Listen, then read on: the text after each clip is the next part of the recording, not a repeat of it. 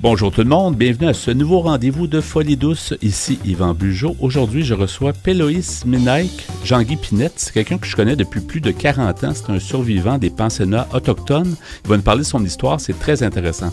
À l'Espresso et à l'Espresso allongé, Pierre rapporte son sujet, la santé mentale chez les peuples autochtones. Bienvenue à Folie douce.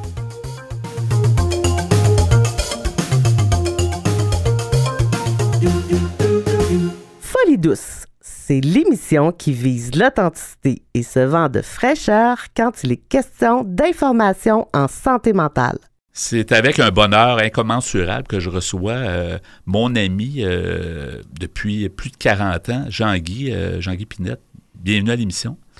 Bienvenue, merci. Ça fait longtemps. On a, juste pour faire une petite histoire, là, t'es originaire de Maliotenam, je pense, tout près de Sept-Îles. T'es autochtone, tu fais partie des Premières Nations. À l'époque, dans les années 80, on a fait de la radio ensemble. À l'époque où je participais à l'émission Radio Jeunesse, toi aussi, tu participais en tant que, justement, autochtone d'origine. Ça fait longtemps qu'on ne s'est pas vu. Là, tu es avec nous dans le studio pour Folie douce. Et je veux mentionner aussi ton nom en Innu, c'est Péloïs Menaik. C'est comme ça qu'on dit, hein? C'est bien ça? Oui. C'est ça. Alors, j'aimerais ça que tu nous... on va parler évidemment de plusieurs enjeux, mais en même temps, c'est important, je pense, de parler de santé mentale, de parler d'émotions, puis au niveau des peuples autochtones. Qu'est-ce que tu peux nous dire d'abord sur ton parcours, parce qu'on va mieux comprendre qui tu es? C'est sûr que pour moi, quand je suis arrivé ici il y a 40 ans, là, j'ai participé à un beau projet à Montréal. Puis avec les jeunes ici dans le temps, là, puis j'ai beaucoup aimé l'expérience, puis très apprécié. Mais quand je suis parti de Montréal, je suis retourné dans ma communauté, à Maliotenam, puis là, j'étais jeune, puis là, j'étais un peu révolté à un moment donné dans ma vie, puis j'ai commencé à consommer, puis pas à peu près, là, puis... j'ai bu énormément, puis j'ai bu en tout à peu près un bon 7-8 ans, là. Okay. En 7-8 ans, là, j'ai consommé énormément, puis j'ai eu beaucoup de problèmes à un moment donné. À un moment donné, j'avais fait une dépression. Une grosse dépression, là, qui a duré 7-8 ans, puis je voulais rien savoir, parce qu'à un moment donné, moi, quand je suis arrivé dans ma communauté, là, ce qui s'est passé là-bas, là, à un moment donné, les gens m'ont fait confiance énormément, puis j'ai fait un peu de politique là-bas. Là. OK. J'ai été élu comme conseiller. J'étais conseiller, puis là, quand j'ai rentré comme conseiller, j'ai rentré comme premier conseiller. Puis là, j'étais tout surpris, moi, tout fier de ça. Puis à un moment donné, j'ai perdu la tête complètement. Puis je savais pas trop que c'était quoi être conseiller, là. Puis c'était immature, ben raide, là. Puis je savais pas trop. Tu étais encore assez jeune? Très jeune. J'étais très jeune. J'avais 24 ans quand j'ai été élu, là. Okay.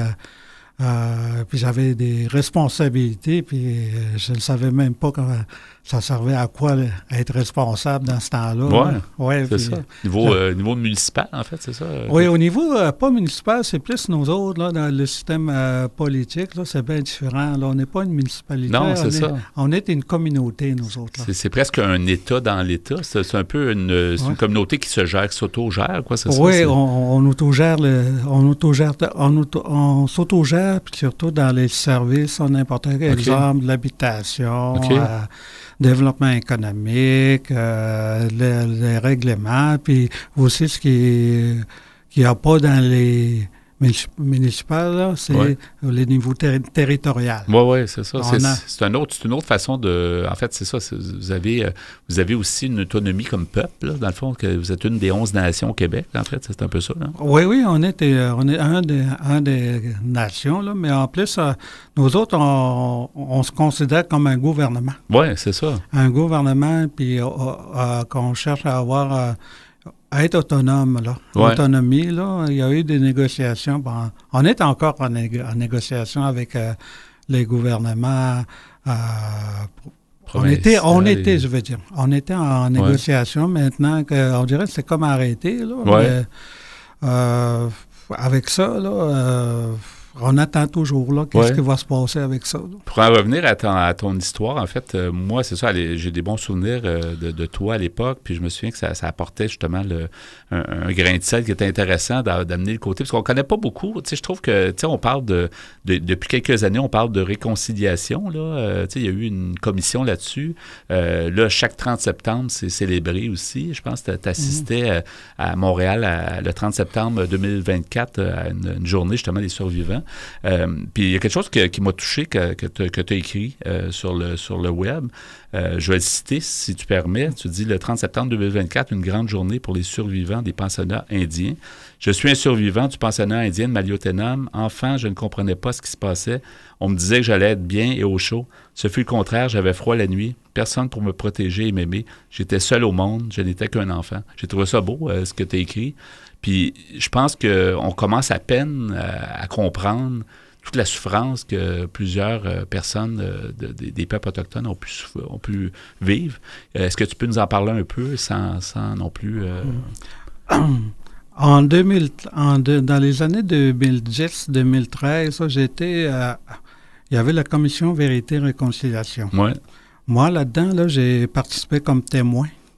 Puis il y a eu une grosse réunion à Montréal dans ce temps-là, en 2013. Puis moi, j'ai témoigné.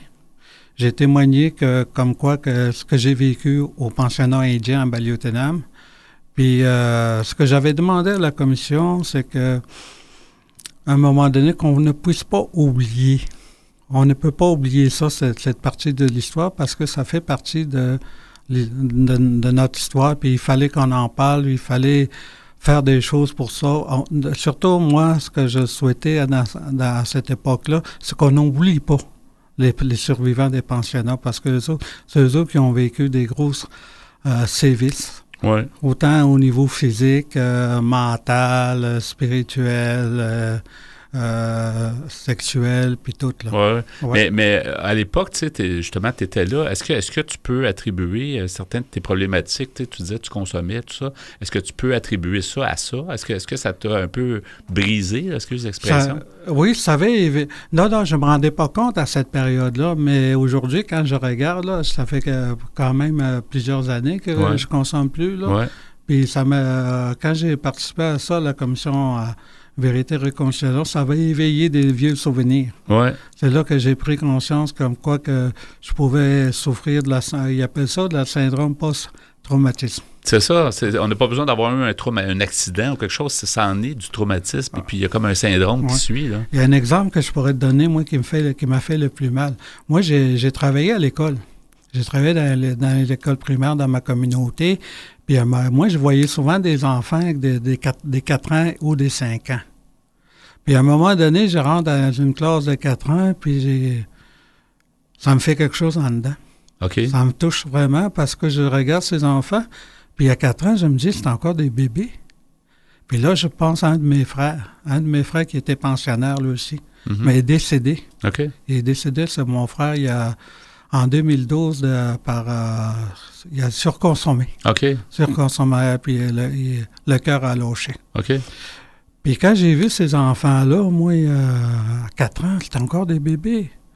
Puis là, je me suis dit, mon frère, il avait cet âge-là quand il est rentré au pensionnat. Lui, nous autres, on est partis de Schefferville pour aller à Maliotenam. C'était une grosse distance, là. Les parents n'étaient plus là. Il n'y avait plus rien pour nous autres, là. Qui allait nous protéger? Qui allait nous aimer? Il n'y avait personne. On était juste nous autres, là. Et ça, c'était forcé, d'une certaine façon, par le gouvernement. C'était ça, si on comprend bien l'histoire? Ou... Moi, ce que je comprends aujourd'hui, je te dirais, Yvan, à cette époque-là, moi, je me rappelle, en 1968, le curé de la paroisse arrive chez moi, il fait beau dehors, il me dit, « Viens-t'en, mon garçon, je veux te parler. » Moi, je pensais seulement qu'il allait faire un couple de tours dans le village, là, et peut-être quelque chose d'important à me dire. Ouais. C'est pas ça qui se passe, il m'amène au train.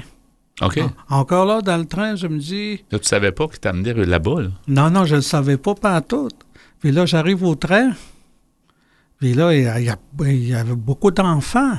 Il y avait beaucoup d'enfants dans le train, là, puis j'embarque, puis on s'amuse, puis tout le long, là, ils nous descendent, puis nous autres, on passe pas à ça, nous autres, là. Moi, je passe pas à ça, là, qu'on m'amène là. Puis en arrivant à cette île, il y a un autobus qui est là. Mm-hmm. Ils nous font embarquer l'autobus. Là encore, là, je suis pas conscient, là, je suis content, je m'amuse, je suis content. Puis j'arrive en pensionnat, puis là, c'est le soir, là. C'est là que je me rends compte, il y a quelque chose qui se passe. Puis tes parents étaient au courant à ce moment-là? Ou, comment ça se passait dans les communautés? Quand ça s'est passé, moi, mes parents étaient présents. OK. Mais ils n'ont rien dit. Ils m'ont même pas dit. OK. Quand je suis parti quand le curé m'a amené, je suis parti avec rien. Je suis parti comme ça. Ouais. J'avais pas de bagage. Puis t'avais quel âge déjà, tu dis? J'avais 7 ans. 7 ans, c'est incroyable. C'est marquant, là, ça marque. Oui, ça marque. À chaque fois quand je parle de ça, ça vient me chercher, des fois au niveau émotif.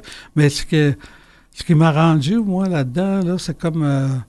j'ai beaucoup senti de l'abandon. Oui. Dernièrement, là, j'ai beaucoup senti de l'abandon. Ça revient comme ça c'est probablement que c'était enfoui en toi, puis ça remonte, là, oui, c'est ça? Parce que, excusez, quand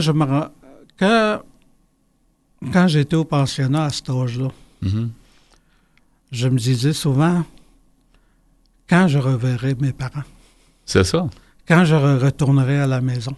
Puis il n'y avait pas à l'époque d'Internet, tu ne pouvais pas communiquer facilement avec eux autres, il n'y avait pas de téléphone. Non, il n'y avait rien. Quoi que ce soit. Là. C'était le silence complet. C'est ça. Pendant toute la durée que j'étais là, moi, je me rappelle pas de mes parents de m'avoir appelé au téléphone, de m'avoir écrit. Non, et ça. Puis les gens de la place, les dirigeants, vous disaient pas rien ou vous ne posiez pas de questions parce que vous étiez des enfants, j'imagine. Vous ne saviez pas trop qu'est-ce qui se passait. On ne savait pas. Puis moi, ce que je me raconte de ça, c'est que moi, là, par exemple, les enfants qui étaient dans leur dortoir, j'entendais des fois les enfants pleurer. Ouais. Même moi, je pleurais des fois, là. Ouais. Oui. Puis il fallait pas trop pleurer parce que si tu pleurais, là, il y a le frère là, qui passait puis il pouvait te dire... pouvait te donner une taloche là, pour que tu arrêtes de pleurer pour pas que les autres, tu le déranges. Est-ce que tu as vu ça? Parce que je sais que d'après tes écrits aussi, il semble que tu es très aussi... Tu as toujours les croyances, je pense, de ton peuple, mais tu as aussi les croyances chrétiennes. Tu sais, on le voit, puis je pense que probablement que tu fais la différence entre ce que c'est... la chrétienté puis les gens, peut-être les hommes de l'époque. Mais est-ce que tu crois que ça a quand même influencé ta foi ou ta façon de voir la vie, tout ça? En 1900, avant que j'arrive à Montréal, moi, j'ai été étudiant à Sherbrooke. OK. J'ai étudié à Sherbrooke, là, j'ai été là pendant 3 ans. Puis j'ai eu la chance de connaître un prêtre. Ce prêtre-là, il était vieux, puis là, j'aimais ça parler avec lui. Il m'a parlé de l'Église à un moment donné. Il disait qu'il y a des choses qui se passent dans l'Église. Mm-hmm. Il y a des choses qui se passent, puis c'est pas beau. Lui, ce qu'il me disait, là, de ne pas le mettre ça, de ne pas accuser Dieu. Les gestes qui ont été posés, ce sont des humains qui l'ont posé, ces gestes-là. C'est de faire la différence entre... Faire la différence. Ça m'a beaucoup aidé dans ma foi. Effectivement. Ça m'a beaucoup aidé. Puis là, il m'a dit après... Si Dieu est à 99,9% qui a de l'amour, c'est pas Dieu. Oui. Lui, ce qu'il me disait, il faut qu'il y ait 100%. Jean-Guy, permettrais-tu de rester à l'émission? J'aimerais ça qu'on fasse un deuxième segment plus tard. Je trouve ça intéressant, puis on a expliqué ça, tu as expliqué ça, mais j'aimerais ça voir aussi l'espoir dans tout ça, puis ta vie d'aujourd'hui, etc. Est-ce que tu acceptes de rester? Oui, je vais rester. D'accord, merci beaucoup. On se reparle plus tard. OK. Vous avez des choses à dire? Joignez-vous à notre groupe Folie douce sur Facebook. Parlons santé mentale. C'est maintenant le moment du segment Espresso. Bonjour Pierre Laporte. Salut Yvan. Alors aujourd'hui, ton sujet, la santé mentale chez les peuples autochtones. Oui, et c'est d'après un article que j'ai trouvé sur Internet qui s'appelle « Recours aux connaissances autochtones pour lutter contre la maladie mentale dans les communautés autochtones ». J'ai pris ça sur un site qui s'appelle infirmière-canadienne.com. Et c'est écrit par une dame du nom de Gabrielle Barrington Moss, qui est enseignante en soins infirmiers à l'Université MacEwan à Edmonton, en Alberta. Je pourrais pas dire qu'il y a énormément de documentation sur la santé mentale des Autochtones. J'en ai pas vu souvent, puis j'ai l'impression que c'était tabou. Puis c'est ce qu'on va peut-être voir dans ton article.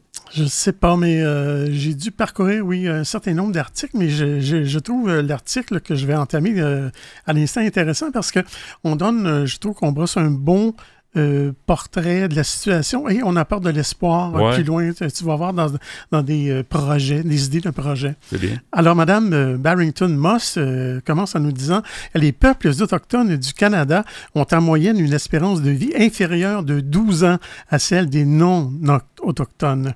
Parmi les causes de mortalité précoce, on compte des maladies chroniques traitables comme la maladie mentale ainsi que des dépendances et des tendances. » La perte de la maîtrise de la langue et de la culture, résultat de politiques assimilatrices qui ont donné lieu à des pratiques telles que les pensionnats, se traduit par un traumatisme culturel à grande échelle et un manque de cohésion sociale qui se traduisent par une diminution de la résilience, une diminution de la force de caractère pour surmonter les dépendances et des taux plus élevés de violence familiale. Associer des pratiques et des comportements de santé personnels à de mauvais résultats en matière de santé chez les peuples autochtones n'est plus un discours acceptable et ne permettra pas une réconciliation constructive et réparatrice. La littérature soutient fortement l'impératif moral d'explorer, de comprendre et de mettre en œuvre une politique de santé axée sur l'équité qui aborde la maladie mentale autochtone. Le développement ultérieur de troubles liés à la consommation de substances dans cette population est presque toujours enraciné dans une histoire d'oppression coloniale, d'érosion des connaissances culturelles et des modes de guérison et notamment de traumatisme. Les maladies mentales dans les communautés autochtones se manifestent principalement sous la forme de tendances suicidaires chroniques, d'alcoolisme, de violence sous toutes ses formes, de racisme intériorisé, de troubles de stress post-traumatique et de troubles dépressifs majeurs. Selon l'Organisation mondiale de la santé, les maladies mentales autochtones sont des maladies de longue date liées aux inégalités économiques ou au faible niveau d'avancement scolaire, à un fort sentiment de conflit identitaire interne et à la dépendance du gouvernement fédéral en matière d'aide sociale et de bien-être.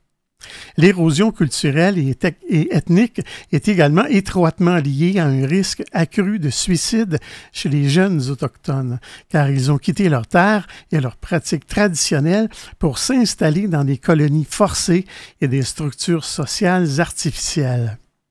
Il est important de reconnaître que la maladie mentale est un baromètre ou un test décisif qui démontre directement l'effet du stress et de la détresse sur le niveau actuel d'adaptation et de résilience d'un individu ou d'une communauté. Les taux alarmants de maladies mentales dans les communautés autochtones du Canada mettent en évidence une culture dont les stratégies et les systèmes d'adaptation ont été mis à rude épreuve à un tel point que la capacité de voir une voie claire et sans obstacle vers une santé globale semble probablement insurmontable. On voit que cette dame n'est pas toujours très, très optimiste.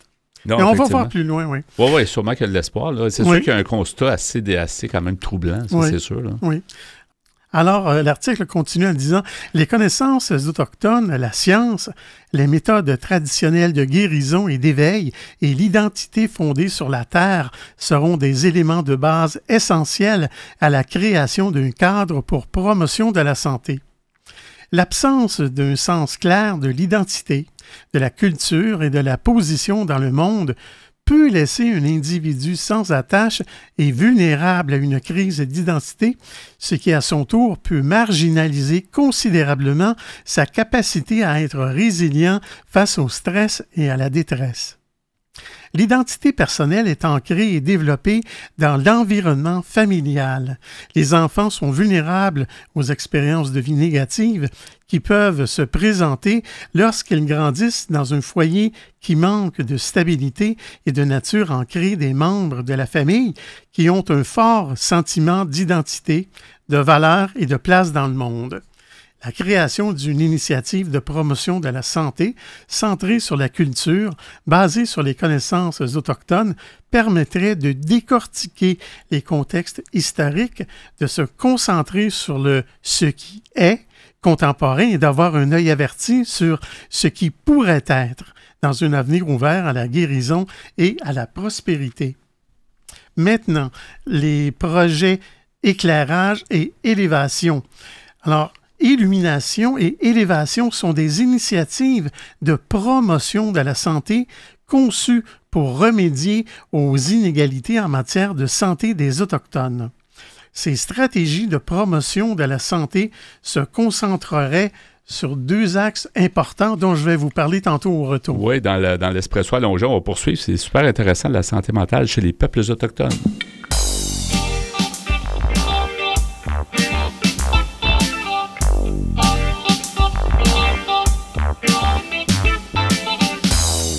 À venir dans l'émission, ce sera la 2e partie avec Péloïs Minaik. Il est survivant des pensionnats autochtones. Il nous donne espoir dans ce 2e segment.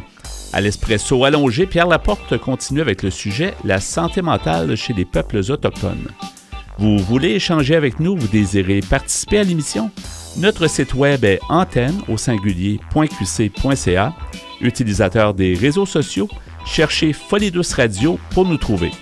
Vous écoutez actuellement Folie Douce, pionnier en santé mentale depuis 1991. Folie Douce, une communauté, une radio.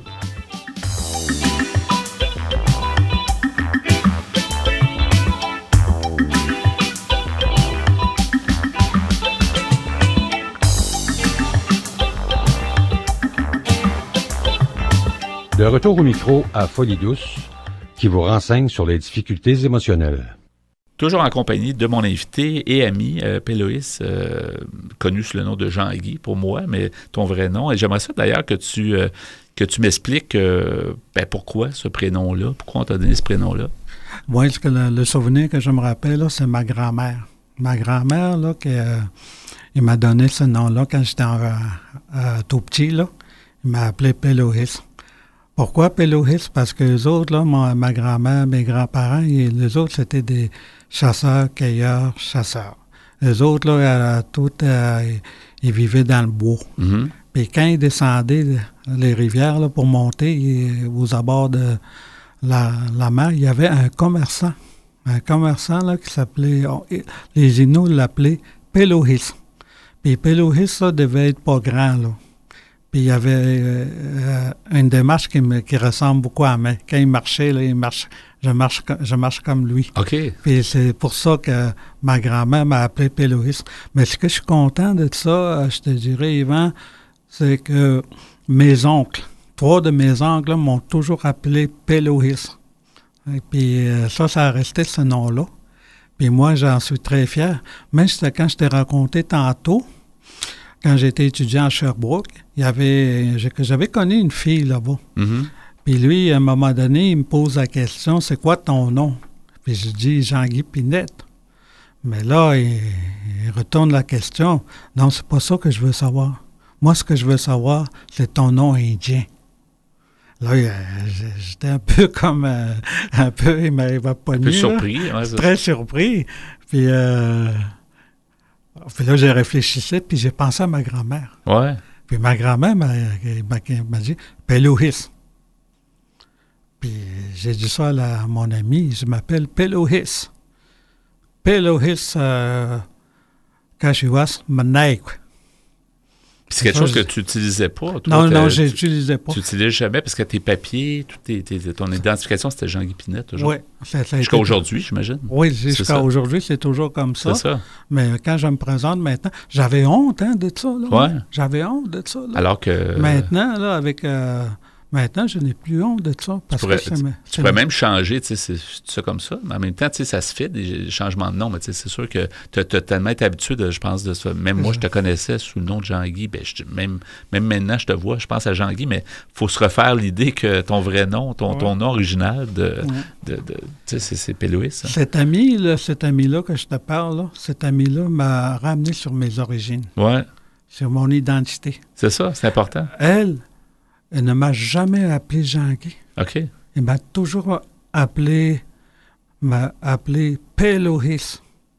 Aujourd'hui, je lui rends hommage parce qu'il a éveillé quelque chose en moi. Absolument. Donc, j'ai l'ignoré. La fierté, puis l'origine de savoir. Puis en plus, il y a un sens, tu sais, comme tu nous le rappelles, il y a vraiment un sens. C'est ta grand-mère, c'est d'avoir vu quelqu'un qui avait la même démarche que toi. Donc, je trouve que ça parle plus encore. Là.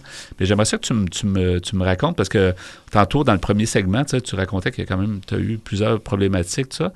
Mais on veut donner de l'espoir. Après cette période-là où tu as beaucoup consommé tout ça, qu'est-ce qui a fait que tu as pu te rebâtir ou tu as pu te rétablir? En fait, tu te sembles assez bien en forme aujourd'hui? Moi, ce que je me rappelle, quand j'ai atteint mon bas-fond, je suis allé voir, là, pour moi, là, dans ma tête, là, c'était comme, je me suis dit, c'est fini. Mm-hmm. C'est fini l'alcool, c'est fini la drogue, c'est fini toute mon itinérant, parce que je suis devenu, à force de boire, un itinérant dans ma communauté. Ah oui? Okay. Oui, j'étais itinérant à un moment donné. Ah oui? Et même, j'avais tenté je voulais mourir. Moi, j'ai tenté des tentatives de suicide. C'était dans les bas-fonds, là? Oui, j'ai failli passer à l'acte à un moment donné, dans la consommation. Puis là, cette journée-là, moi, je vais toujours me rappeler de cette date-là, moi, le 1er juillet 1989. Ça, c'est la date pour moi qui est importante dans ma vie. Parce que cette journée-là, j'ai décidé que, j'arrête. J'arrête tout ça. Cette journée-là, ça a été très spécial parce que je suis allé voir mon frère un après-midi. On a passé toute l'après-midi ensemble. Il n'y avait personne dans la maison. J'ai parlé avec mon frère, puis j'ai parlé de de toutes les choses qui m'ont dérangé. J'ai parlé de toutes les choses qui me faisaient mal en dedans. J'ai tout mais ce qui est bizarre à travers ça, j'avais ma belle-sœur qui était là. Quand il m'a vu rentrer, il a sorti tout de suite. OK. Mon frère a dit, attends. Il a tout fermé les rideaux chez lui comme s'il n'y avait personne. On était juste deux. C'est drôle à dire, hein? J'ai resté là de 1h l'après-midi jusqu'à 7h le soir. À parler, à broyer, à crier, à taper du pied, à frapper, T'as sorti tout ce qui pouvait te déranger. Puis tu avais confiance en ton frère? Oui, j'avais. Parce que lui, mon frère, il travaillait comme travailleur social. OK. Il faisait de la relation d'aide. Fait qu'il était déjà, tu savais que tu pouvais te confier à lui. Oui, parce que je lui faisais confiance. Ouais. Puis je l'aime beaucoup, mon frère. Il est encore en vie, lui. Ouais. Mais je l'aime beaucoup, puis il était chef, lui, de la communauté. OK. Puis là... Puis d'où t'es venu cette... tu sais, je sais que t'en avais peut-être assez, tout ça, mais encore, il y a des gens qui réussissent pas, même si on est dans les bas-fonds. Est-ce que tu as senti quelque chose? En fait, tu te dis, il faut que je le fasse parce que c'est fini sinon. Hein? C'est que mon frère, après avoir parlé avec lui, il m'a dit, quand tu vas rentrer chez nous, là, mets-toi à genoux. Récite le Notre Père. C'est ce que j'ai fait. Ouais. Quand j'ai rentré, là, il était vers 7 heures le soir, là, puis il faisait beau au soleil, là, au coucher du soleil. Moi, ce que j'ai fait, je me suis mis à genoux. Puis j'ai récité le Notre Père, mot par mot. J'ai vraiment pris mon temps, là. Puis après, là, j'ai tombé endormi. J'ai dormi pendant un bon 15 heures. Puis le lendemain, c'était magané. Je me promène dans la communauté, puis les gens buvaient. Puis là, un de mes cousins me dit, il y a de la bière dans la frigidaire si tu veux t'ouvrir une. J'ai dit à mon cousin, non, j'arrête moi. Je suis plus capable, moi. Après, j'étais allé voir ma tante. Ma tante, elle m'a beaucoup aidé. Elle m'a aidé souvent à vouloir que j'arrête de boire. Elle t'a compris aussi, sûrement qu'elle comprenait ton cheminement. Là. Oui. Après, après ça, moi, en plus, dans cette période-là, j'ai étudié. J'ai étudié au cégep pour devenir éducateur spécialisé. Puis ça faisait comme 2 semaines, là, je n'allais pas à mes cours parce que j'avais fait une grosse rechute. Puis là, j'arrive à l'école, puis j'avais mon frère. Là. Oui, mon frère, là, m'a torturé. Mais je l'aimais bien pareil, parce que lui, là, j'ai parlé de mon frère. J'ai dit à mon frère, je ne sais pas si je devrais y aller à l'école, parce que ça fait 2 semaines que je n'ai pas été. Lui, ce qu'il m'a dit, vas-y donc, tu vas savoir qu'est-ce qu'ils vont te faire. Ouais. Si tu n'y vas pas, tu ne le sauras pas. Oui, vas-y. C'est ça. Quand je suis arrivé à l'école, là, au cégep, il y avait des étudiants, là, ils m'ont accueilli vraiment. Là. Ils m'ont vraiment accueilli. À bras ouverts. Là. À bras ouverts, puis ils m'ont dit, pendant ton absence, là, inquiète-toi pas pour ça. On va t'aider. C'est ça, on va donner les notes ou des choses pour t'as rien manqué. Là. Oui, puis ça fait chaud au cœur. Vraiment. Je me suis senti accueilli. Ouais. Vraiment accueilli, là, puis ils étaient contents de me revoir. Ouais. Puis j'ai fait ce cours-là. C'est un cours intensif. J'avais fait un certificat en éducation spécialisée. Ouais. C'est un cours intensif qui a duré à peu près 2 ans intense. On étudiait pendant sûrement 2 ans de temps là, à faire des travaux là, puis ça a très bien été. Ça a très bien été. J'étais ici en 90 à Montréal, à un stage de 6 mois. Puis j'ai pu terminer. Ça t'a permis de revenir un peu sur Terre, là, parce que, tu sais, on perd un peu la carte, mais il reste encore quelques minutes. Péloïs, je vais te nommer par ton nom, ton vrai nom. Qu'est-ce que tu peux dire? Je sais qu'il y a beaucoup de problématiques. Il y a beaucoup de belles histoires, mais il y a beaucoup de problématiques justement à cause de l'alcool, de la drogue, tout ça, dans certaines communautés, auprès des jeunes. Qu'est-ce que tu pourrais dire si quelqu'un nous écoute, parce qu'on est diffusé un peu partout, qu'est-ce que tu peux dire à ces jeunes-là, de dire pour qu'ils s'en sortent, pour qu'ils vivent une meilleure vie? Comment tu pourrais les encourager? Moi, je rencontre beaucoup les jeunes de ma communauté. Ce que les jeunes ont besoin, c'est d'être écoutés. Ils ne veulent pas recevoir de sermons, là. Parce qu'ils arrivent de chez eux, là, ils se font sermonner à 5 000 $. Ouais. Mais tandis que moi, quand je les rencontre là, à l'épicerie, à côté de l'épicerie, là, en train de son macaner, je l'écoute. Mm-hmm. J'écoute, ils ont besoin seulement d'être écoutés. Ils ont besoin de ne pas se sentir jugés. Puis ils ont besoin surtout d'amour avec eux autres, là, d'être amoureux, puis de respect surtout. Qu'ils soient respectés. C'est un peu aussi ce que tu nous racontais tantôt avec ton frère. Tu sais, t'as pu vider ton sac, t'as pu parler de tout ce qui te dérangeait. Il t'a laissé la chance de tout faire, puis c'est peut-être ça qui a fait que ça t'a fait du bien pour aller de l'avant. Là. Ça fait que c'est ça, comme tu dis, il ne faut pas que les gens soient sermonnés, il faut qu'ils soient écoutés, puis le plus longtemps possible. Autant qu'ils auront besoin, finalement. Oui, c'est ça que j'ai fait. Je sais que maintenant, là, avec le temps, là, disons que ça fait comme 35 ans là, que je ne consomme plus. Là. Ouais.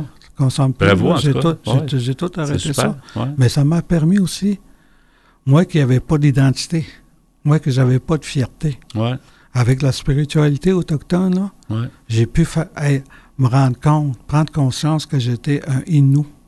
Un Innu qui avait des compétences, des forces. Qui a une culture. Là. Une culture, bien à vous. C'est ça, vous êtes un peuple unique. Là, Ben, moi, la spiritualité, parce que j'avais vécu, moi, des abus sexuels. Puis ça m'a fait mal beaucoup. C'est sûr. Beaucoup au pensionnat ou bien dans la communauté. Là, j'en ai vécu, puis à un moment donné, il y a des cérémonies là-dedans qui se font, là, autochtones, là, puis ils sont très puissants. Okay. Puis moi, j'ai participé à ces cérémonies-là, puis il y avait une dame là, qui, aujourd'hui, c'est ma grand-mère spirituelle. C'est elle qui m'enseigne sur la spiritualité. Pour sortir ça, pardonner d'une certaine façon, d'être en paix avec soi-même avec ça, c'est ça aussi. Là. C'est important d'être en paix. Si on regarde une rancœur, ça ne nous aide pas. Là. Maintenant, qu'est-ce que je fais avec ça? J'essaie de créer de l'espoir aux jeunes. Ouais. Parce que moi, j'étais en désespoir. Ouais. Mais je sais si tu vas arrêter de consommer, que tu peux créer de l'espoir en toi. Ouais. Je te remercie énormément. Écoute, c'est presque tout le temps, mais ça a été une présence. Je suis reconnaissant que tu sois venu à Montréal. Ça fait longtemps qu'on communiquait ensemble, puis on se disait, t'es loin, là, près de cette île, puis nous, on est à Montréal, mais t'es de passage à Montréal, t'es venu à notre studio. Je trouve ça vraiment bien, puis j'espère qu'on va recommencer l'expérience. Tu seras toujours bienvenu au studio de Folie Douce. Ça me fait plaisir de te recevoir, en tout cas. Ouais. Moi, à un moment donné, je ne sais pas, Yvan, mais je t'en ai parlé, je pense, à un moment donné, que tu puisses venir là-bas sur la Côte-Nord. Si j'y vais, c'est sûr que je vais aller te rendre visite, c'est certain. Là, je te remercie d'avoir fait la politesse d'être ici. J'espère que ça a aidé des gens, je suis certain, qui nous écoutent. Alors, merci beaucoup, Péloïs, que je vais dire. Mais je vais quand même dire Jean-Guy Pinette, parce que mais je vais m'habituer à ton vrai prénom. Merci beaucoup d'avoir été des nôtres. Je peux dire ça. Est-ce que je peux dire en Innu? Oui. À toi? Oui, bien sûr. Yame Wenmsish Nuichewan. Qu'est-ce qu'il veut dire? À bientôt, mon ami. Merci, mon frère, comme on dit. Merci beaucoup. À une prochaine. Oui. Au revoir. Bye.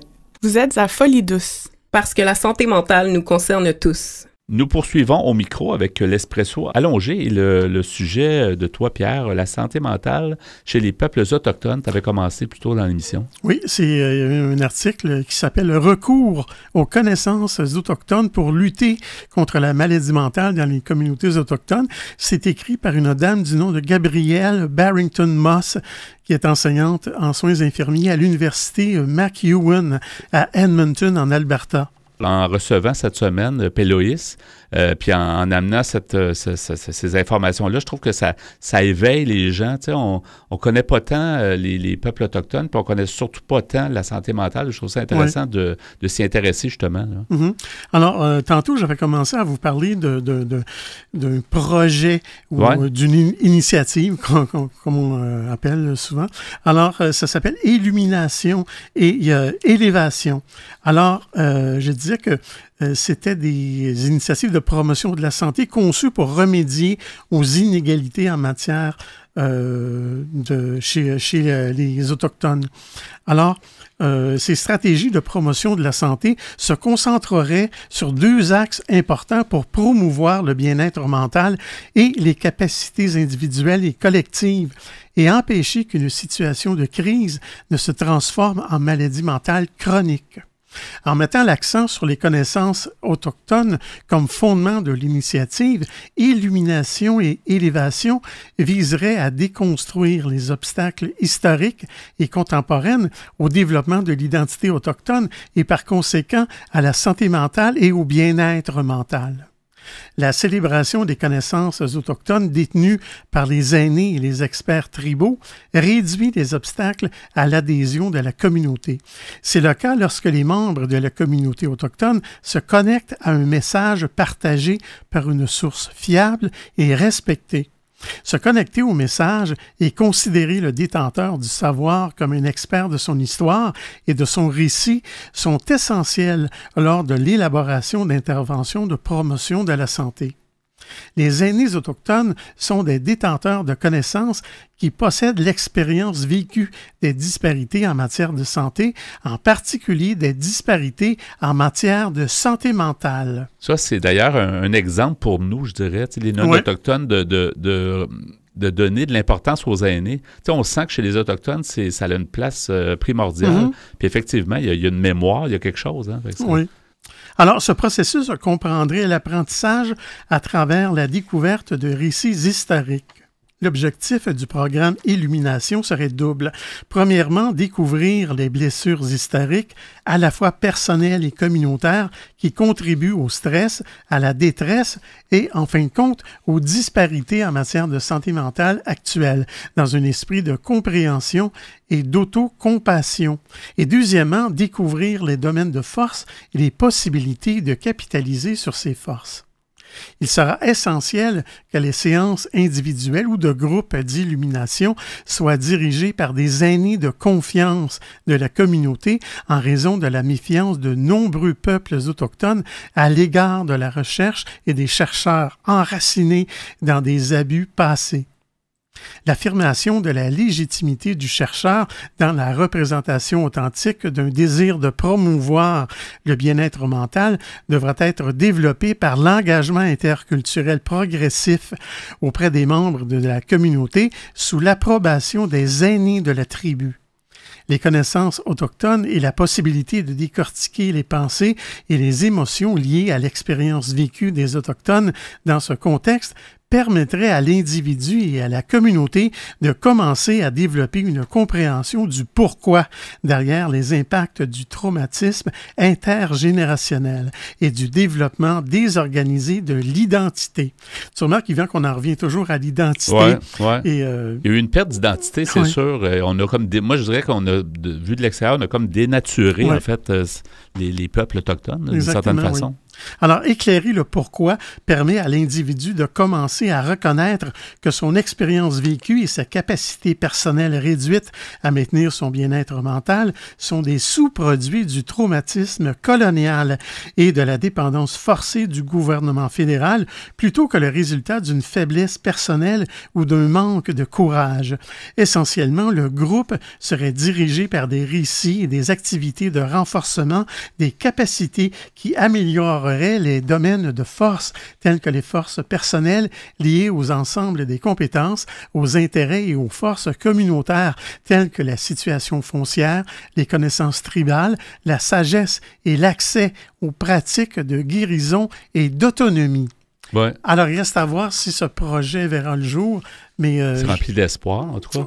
Oui, et d'intelligence, ouais, je dirais. Une chose, je voulais ajouter, Pierre, tu sais, je considère qu'il y a eu des fautes dans le passé, mais en même temps, pour aller de l'avant, puis pour que les gens non autochtones fassent partie de la solution, je trouve qu'il faut qu'on aille de l'avant, justement, il ne faut pas qu'on ressente un genre de culpabilité ou par nos ancêtres ou ces choses-là. Moi, je pense qu'il y a eu des erreurs, il y a eu des choses qui ont été faites. Je disais tantôt, les peuples souvent ont été dénaturés parce qu'on organisait un peu leur vie alors que eux, peut-être c'est pas ça qu'ils voulaient. Mais je trouve qu'à partir de maintenant, on devrait tous dire, bon, on regarde vers l'avant, on constate des choses, mais allons-y vers l'avant, puis tentons de part et d'autre de s'entraider puis de se comprendre. On tourne la page, on tourne la page sans rien oublier. Sans rien oublier. On écrit un nouveau chapitre. Mais pour pas s'auto-flageller, moi, c'est ça que des fois, j'ai l'impression qu'on peut glisser vers ça, puis je pense que ça serait bien plus positif aussi d'aller de l'avant, puis de tenter nous-mêmes d'en parler, que les gens en parlent dans les médias, d'ouvrir un dialogue, puis d'aller de l'avant,